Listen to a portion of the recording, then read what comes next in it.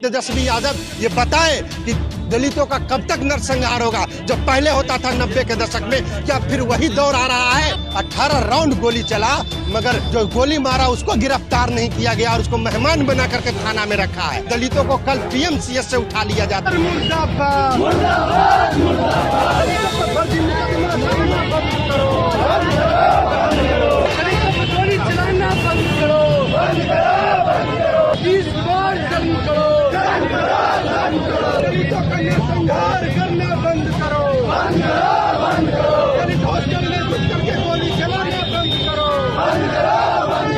जय श्री कृष्ण। मैं ओम यादव आप सभी लोगों का स्वागत करता हूं आज के इस वीडियो में। दोस्तों अभी आपने जो वीडियो के अंश देखे हैं, ये वो सभी दलित संगठनों के लोग हैं जो बिहार के अंदर चिल्ला कर यादवों को जातिवादी साबित करने का काम कर रहे हैं। ये उन तमाम दलित संगठनों के लोग हैं जो तेजस्वी यादव की सरकार को, यानी जो बिहार में सरकार चल रही है उसको जातिवादी सरकार बताया जा रहा है। ये वो तमाम दलित संगठनों के लोग हैं जो यादवों के ऊपर ये आरोप लगा रहे हैं कि बिहार में तेजस्वी यादव की सरकार आने के बाद यादव समाज के लोग दलितों के ऊपर अत्याचार कर रहे हैं। आखिर ये सारे के सारे लोग ऐसा कर क्यों रहे हैं? इस वीडियो को अंत तक देखिए, आपको सारी जानकारी विस्तार से आज की इस वीडियो में मैं देने वाला हूं। दोस्तों अगर आप बिहार से हैं तो अभी तक आप लोगों को मालूम चल गया होगा कि बिहार के अंदर जो पटना में अंबेडकर छात्रावास है, जो अंबेडकर हॉस्टल है, उस घटना के बारे में अभी तक आप लोगों को जानकारी मिल गई होगी। जिन लोगों को नहीं पता है, सबसे पहले मैं विस्तार से बताता हूं, उसके बाद आप लोग खुद ही तय कीजिए कि कौन सही है कौन गलत है। दोस्तों पटना के अंबेडकर हॉस्टल में जो भी ये घटना घटित हुई है, उसके जितने भी दलित छात्र हैं, वो सारे के सारे छात्र और तमाम दलित संगठन के लोग इस पूरी की पूरी घटना को जातिवादी रंग देने का काम कर रहे हैं, यादव वर्सेस दलित करने का काम किया जा रहा है। तो सबसे पहले समझिए कि आखिर ये पूरी की पूरी घटना है क्या। बकौल दलित छात्रों के अनुसार कुछ दिनों पहले की बात है, उनका यह आरोप है कि उस क्षेत्र के कुछ यादव समाज के लोग इनके छात्रावास यानी कि हॉस्टल के अंदर घुस जाते हैं और 18 राउंड की फायरिंग करते हैं। उस फायरिंग में 3-4 दलित छात्र तथा कथित छात्र घायल हो जाते हैं, जिन्हें अस्पताल में भर्ती किया जाता है। और इतना ही नहीं, इनके अनुसार यादव समाज के लोग हॉस्टल में घुसकर इन लोगों के साथ मारपीट करने का काम करते हैं, इनको मारने का काम करते हैं। इस प्रकार का आरोप दलित छात्रों के द्वारा यादव समाज के ऊपर लगाया जा रहा है। इसके अलावा इन लोगों का यह भी आरोप है कि बिहार की तेजस्वी सरकार इन यादव समाज के लोगों को बचाने का प्रयास कर रही है। अब दोस्तों आप ही सोचिए कि आखिर कोई भी व्यक्ति क्यों किसी के ऊपर हमला करेगा? क्या आप किसी को बेवजह गोली मारेंगे? किसी को थप्पड़ भी आप बेवजह मारेंगे? नहीं मारेंगे। लेकिन सिर्फ एक ही पक्ष तमाम मीडिया चैनल्स वाले दिखाने का काम कर रहे हैं। सोशल मीडिया के ऊपर दलित समाज के लोग सिर्फ एक ही पक्ष दिखाने का प्रयास कर रहे हैं कि यादव समाज के लोग उनके ऊपर अत्याचार कर रहे हैं। और दिखा क्यों रहे हैं? क्योंकि ये सब दलित समाज से आते हैं, SC ST समाज से आते हैं। और मीडिया वालों के लिए इससे बड़ी बात और कोई हो ही नहीं सकती है, क्योंकि जहां पर दलित शब्द आ जाता है अपने आप ही वहां पर सिंपैथी आ जाती है। अब ये लोग घूम घूम कर ये बताने का प्रयास कर रहे हैं, जी देखिए हम तो दलित हैं, हम तो दबे हैं, हम तो शोषित हैं, वंचित हैं, कुचले हैं, पिछड़े समाज से आते हैं, हमारे ऊपर यादव समाज के लोग अत्याचार कर रहे हैं। इस प्रकार की चीजें बोल बोल कर ये लोग समाज में सिंपैथी बटोरने का काम कर रहे हैं। लेकिन दूसरा पक्ष कोई भी बताने को तैयार नहीं है। जितने भी दलित संगठन हैं, इनमें से कोई भी इनका जो दूसरा पक्ष है वो बताने को तैयार नहीं है। तो इस बारे में जब दोस्तों मैंने पता लगाया, वहाँ के स्थानीय लोगों से जानकारी एकत्रित की, तो दूसरा पक्ष जानकर आप लोग ये कहेंगे कि जो भी यादव समाज के लोगों ने किया वो बहुत ही अच्छा किया। इन लोगों के साथ इससे भी बदतर व्यवहार होना चाहिए था। मैं आपको बताता हूँ दोस्तों, कुछ रोज पहले की बात है, जो अंबेडकर हॉस्टल में जो दलित छात्र हैं, इनके बारे में ये कहा जाता है वहाँ के स्थानीय लोगों के द्वारा कि ये लोग बेहुदा किस्म के लोग हैं, ये लोग पढ़ाई के नाम पर बदमाशी करने का काम करते हैं और एरिया की जो लड़कियां हैं उनको छेड़ने का काम करते हैं। पूरे एरिया की, पूरे क्षेत्र की लड़कियां हॉस्टल में पढ़ने वाले लड़कों से परेशान हैं। काफी सालों से वहां की लड़कियां इन लोगों के वजह से परेशानी का सामना कर रही थी। अगर ये सब चीजें हुई हैं तब रिकॉर्ड होगा। तो हम इसी के पक्षधर हैं कि पूरी जांच होनी चाहिए। अन्याय किसी के साथ नहीं होना, अन्याय किसी के साथ नहीं होना चाहिए। सारा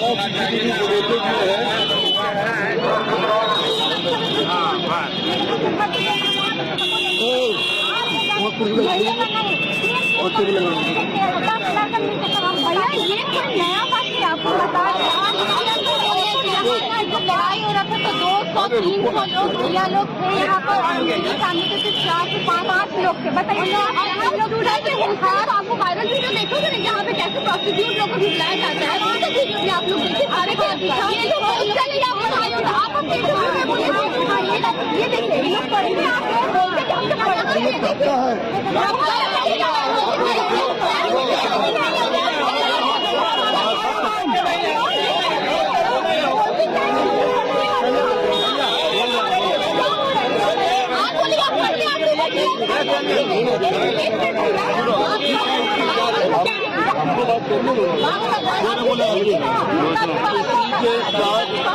किसी के भी साथ अन्याय नहीं होगा। लेकिन चूंकि ये दलित समाज से थे, लोग इनके पास इनसे शिकायत करने में डरते थे, क्योंकि आप सभी लोग जानते हैं कि अगर किसी दलित के पास आप जाएंगे, कुछ भी उनसे आप शिकायत करेंगे, जरा से भी आपने ऊंची आवाज में उनसे कुछ बोल दिया तो उनके पास SC/ST नाम का हथियार है। वो लोग तुरंत थाने में जाएंगे और कहेंगे कि हम दलित समाज से आते हैं, हम शोषित वंचित समाज से आते हैं और हमें जाति सूचक शब्द कहा गया है।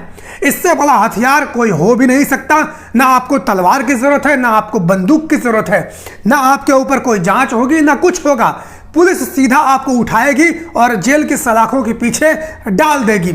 इसीलिए इन लोगों से कोई भी माँ बाप कुछ बोलने से डरता था। कई माँ बाप ने तो यहां तक कहा कि उन्होंने अपनी बेटियों को उस क्षेत्र में, उस एरिया में जाने तक से मना कर दिया और कहीं दूर हॉस्टल में, कहीं दूर कॉलेज में अपनी बेटियों को पढ़ने के लिए भेजते थे। इस कदर क्षेत्र के लोग इस हॉस्टल में पढ़ने वाले दलित छात्रों के छेड़खानी से परेशान थे और उस दिन भी यही हुआ। इस छात्रावास के कुछ छात्र नजदीकी चाय की दुकान पर चाय सिगरेट पीने के लिए गए हुए थे। अब आप सभी लोग जानते हैं दोस्तों कि हॉस्टल में जो भी छात्र पढ़ते हैं उसमें कुछ अच्छी प्रवृत्ति के भी होते हैं और कुछ गलत प्रवृत्ति के भी होते हैं। क्योंकि माँ बाप देखने वाले होते नहीं हैं, इसीलिए इस बात की संभावना कहीं ज्यादा हो जाती है कि कई सारे छात्र गलत दिशा में और गलत रास्ते पर चले जाते हैं।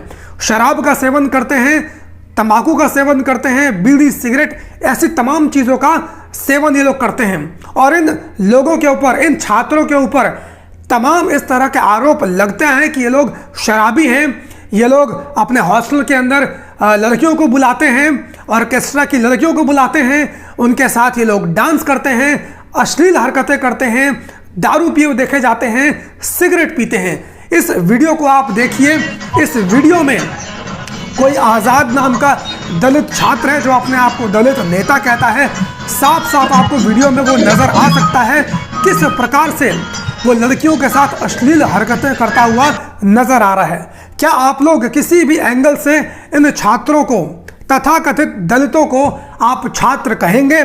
बिल्कुल भी इन्हें छात्र की श्रेणी में बिल्कुल भी नहीं रखा जा सकता है, क्योंकि इनके पास एक SC/ST नाम का हथियार है। इसीलिए लोग इनके खिलाफ बोलने से डरते हैं, क्योंकि जब ये लोग SC/ST का आपके ऊपर आरोप लगाएंगे तो आपकी कोई भी जांच नहीं की जाएगी, सीधा आपको जेल की सलाखों के पीछे छोड़ दिया जाएगा और कोई भी नेता आपके सपोर्ट में नहीं आएगा, क्योंकि नेता लोग भी दलितों के खिलाफ बोलने में संकोच करते हैं, क्योंकि उन्हें इनके वोट की चिंता होती है। अब बात करते हैं उस दिन के बारे में। तो इसके यानी अंबेडकर हॉस्टल के कुछ छात्र उस दिन यानी कुछ दिनों पहले नज़दीकी चाय की दुकान पर चाय और सिगरेट या कोल्ड ड्रिंक वगैरह पीने के लिए गए हुए थे।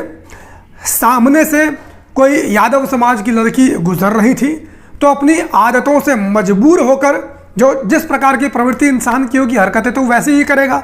तो यादव समाज की कोई लड़की वहाँ से गुजर रही थी। इन्होंने अपनी आदत से मजबूर होकर उस लड़की के साथ छेड़खानी करने का प्रयास किया, कुछ कमेंट पास करने की कोशिश की। उस लड़की ने इसका विरोध किया और अपने भाई को बुलाया। अब दुनिया में कोई भी भाई इस जगह पे होगा तो आप सोचिए वो क्या करेगा। दुनिया का कोई भी भाई इस जगह पे होगा तो वो अपनी बहन की इज्जत की गरिमा की रक्षा करने के लिए उन लड़कों से बात करेगा, अपना विरोध दर्ज कराएगा। तो लड़की के भाई ने भी सेम यही हरकत की, उसने उन लड़कों से विरोध दर्ज कराया। लेकिन इन लोगों को ये बात मंजूर नहीं थी कि कैसे हमसे कोई इस प्रकार की बात कर रहा है, चूंकि वो संख्या में भी ज़्यादा थे और नज़दीक में ही उनका हॉस्टल था। तो दोस्तों, जब कुत्ते झुंड में होते हैं तो वो अपने आप को शेर समझने लगते हैं। उन्होंने एक तो लड़की भी छेड़ी, उसके बाद भी उस लड़के को, जो उसका भाई विरोध करने आया था, उसको उठाकर अपने हॉस्टल के अंदर ले गए और कहा यह भी जा रहा है कि उनके साथ मारपीट तक की गई इन दलित तथाकथित छात्रों के द्वारा। अब इस बात की जानकारी इसके पिता को हुई, क्योंकि इसके पिता अपने घर में अपनी लड़की और अपने लड़के को खोज रहे थे। लेकिन काफ़ी देर हो जाने के बाद कोई भी जानकारी, कोई भी सूचना जब इनकी नहीं हुई, तब जाकर छानबीन करने के बाद ये मालूम चला कि उसके लड़के को दलित छात्र हॉस्टल में लेकर चले गए हैं, उसके साथ मारपीट कर रहे हैं। अब लड़के का बाप एकदम से आग बबूला हो गया और क्षेत्र के लोग पहले से ही इन दलित छात्रों के खिलाफ मन बनाए बैठे हुए थे, क्योंकि ये दलित छात्र क्षेत्र की लड़कियों को लगातार छेड़खानी करते थे, उनका जीना मुश्किल करके रखा हुआ था। तो सबके अंदर गुस्सा पहले से ही था और जब इस प्रकार की हरकत इन लड़कों ने की, उसके बाद वो गुस्सा और भी ज्यादा बढ़ गया। तो लड़के के पिता, जो कि यादव समाज के थे, अपने क्षेत्रवासियों को साथ में लेकर जाते हैं और अपने घर में रखी बंदूक को भी साथ में लेकर जाते हैं और इतने ज्यादा वो गुस्से में होते हैं कि हॉस्टल में घुसने के बाद उन्होंने 18 राउंड की फायरिंग की और इस फायरिंग में 3-4 जो दलित छात्र थे वो बुरी तरह से घायल हो गए और क्षेत्र के लोगों ने भी बुरी तरह से कुछ छात्रों को बुरी तरह से मारने का काम किया, पीटने का काम किया। कुछ के तो हाथ पांव तक टूट गए, इस प्रकार की भी खबरें आ रही हैं। लेकिन दोस्तों, मैं आप लोगों से पूछता हूं, आप लोग मुझे बताइए कि आप लोग अगर इसकी जगह होते, आपकी अगर कोई बहन होती, आपकी बहन के साथ कोई छेड़खानी करता और उसके बाद आप अगर विरोध दर्ज कराने जाते और आपको ये लोग उठा कर लेकर चले जाते, तो आप एक पिता होने के नाते क्या करते?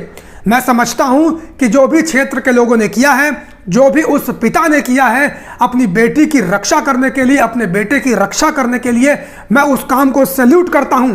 क्योंकि यादव समाज के लोग, चाहे महाभारत काल हो चाहे द्वापर काल हो, हमेशा से यादव समाज के लोगों ने स्त्री की, महिला की रक्षा करने के लिए बड़े से बड़े युद्ध किए हैं और कभी भी उन युद्ध से पीछे नहीं हटे हैं। और यहाँ पर भी यादव समाज के लोगों ने महिला के सम्मान के लिए, स्त्री के सम्मान की रक्षा करने के लिए, अपने बेटे की रक्षा करने के लिए बंदूक चलाने का काम किया। इसमें कोई भी गलत काम मैं नहीं समझता हूं किया है।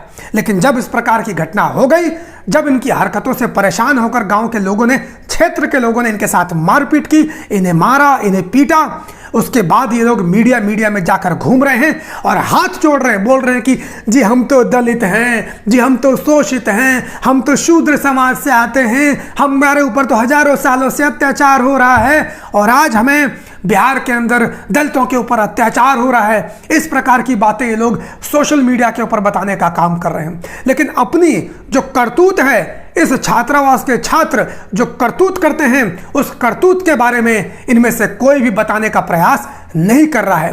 क्योंकि दोस्तों, अगर ये लोग ऐसा बताएंगे तो इनका भांडा फूट जाएगा। मैं उन तमाम यादव समाज के लोगों से कहना चाहता हूं जो इन दलित समाज के लोगों की बातों में आकर खुद को शूद्र समझते हैं, खुद को दबा कुचला ऐसा बताने का प्रयास करते हैं, देखिए इन लोगों के मन में आप लोगों के प्रति कितना ज्यादा जहर घोला हुआ है। एक तो ये आपकी माँ बहनों के साथ छेड़खानी करते हैं, उसके बाद जब आप विरोध दर्ज करने जाते हैं तो आपके लड़के को ही ये लोग अगवा कर लेते हैं, उसके साथ मारपीट करते हैं और उसके बाद जब आप इनके साथ मारपीट करते हैं तो ये अपने आप को दबा कुचला बताकर, अपने आप को ये बताकर कि हम लोग SC ST से हैं, आपके ऊपर SC ST का केस करवा देते हैं, जिसकी वजह से आपके बच्चे, आपके लोग पूरे जिंदगी SC ST केस में जेल की सलाखों के पीछे उन्हें झेलना पड़ता है, उन्हें जेल काटनी पड़ती है। इस प्रकार का व्यवहार ये लोग दूसरे समाज के लोगों के साथ कर रहे हैं। एक बिहार में पत्रकार है, वही पत्रकार 2 मिनट वाला जो पत्रकार था जिसे तेज प्रताप यादव जी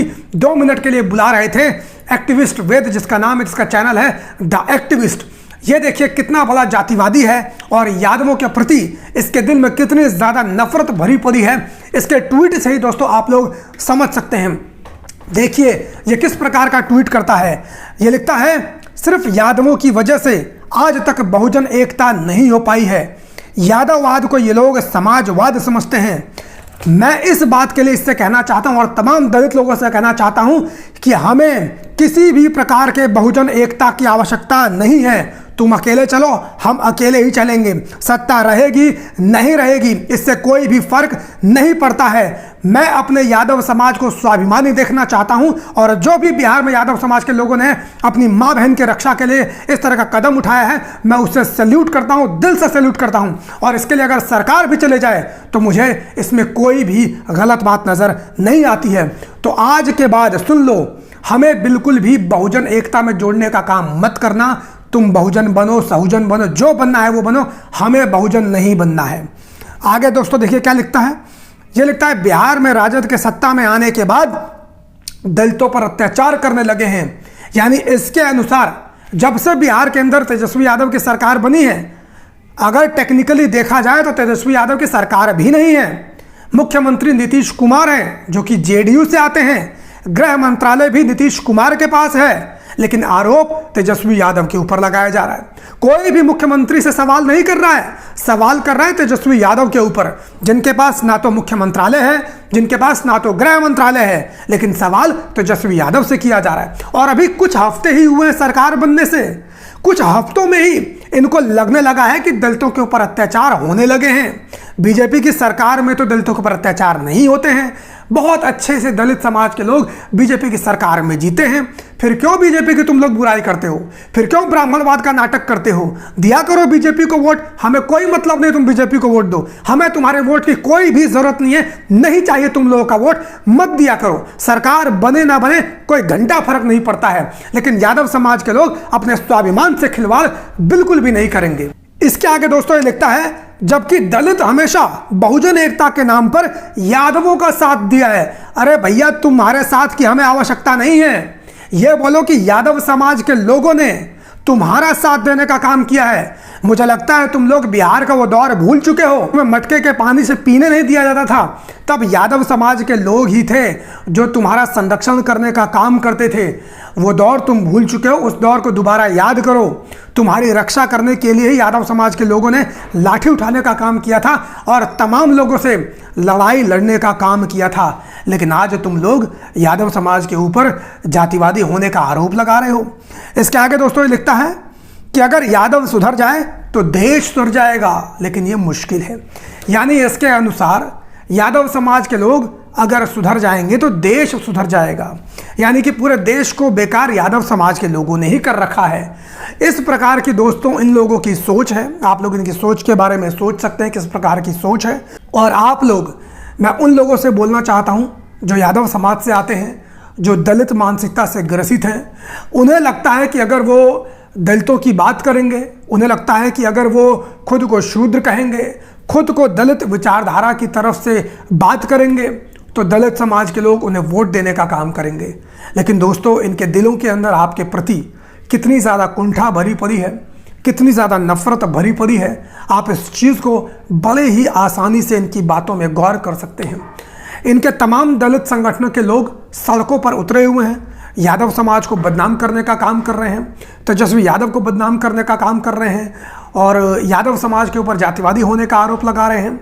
लेकिन यादव समाज का एक भी सामाजिक संगठन इनके खिलाफ खड़े सड़कों पर नहीं उतर रहा है, अपने समाज के लोगों के समर्थन में खड़ा नहीं उतर रहा है। क्यों नहीं उतर रहा है जानते हैं? क्योंकि उन्हें डर है कि ये लोग उन्हें वोट नहीं देंगे। उन्हें डर है कि दलित समाज के लोग उनका समर्थन करना छोड़ देंगे। मैं ऐसे तमाम संगठनों के ऊपर थूकता हूं, ऐसे तमाम संगठनों की आज यादव समाज को कोई भी आवश्यकता नहीं है। अगर तुम्हें राजनीति करनी है तो जाकर राजनीतिक पार्टी बनाओ। अगर तुमने सामाजिक संगठन खोल रखा है तो समाज की बात पहले करो, समाज के स्वाभिमान की बात पहले करो। वोट दें या ना दें इससे कोई भी फर्क नहीं पड़ता है। और तुम्हें क्या लगता है, अगर तुम्हें इसके इन लोगों के वोट की आवश्यकता है तो क्या इन लोगों को तुम्हारे साथ की आवश्यकता नहीं है। अगर ये लोग बीजेपी की सरकार में खुश हैं तो रहने दो इनको खुश, क्या फर्क पड़ता है। अगर इन लोगों को बीजेपी की सरकार में मजा आता है तो रहे ये लोग खुश, हमें इससे क्या समस्या वाली बात है। मैं चाहता हूं कि हमारे समाज के लोग इतना ज्यादा मजबूत बन जाएं कि हमें किसी सरकार की आवश्यकता ही ना पड़े। तो इसीलिए सामाजिक रूप से मजबूत बनना आज हमारे लिए बहुत ही ज्यादा जरूरी है। आप सभी लोग इस मुद्दे के बारे में क्या सोचते हैं, कमेंट करके अपनी राय जरूर दीजिएगा। मुलाकात करता हूं किसी और वीडियो में, तब तक के लिए बहुत बहुत धन्यवाद। जय हिंद।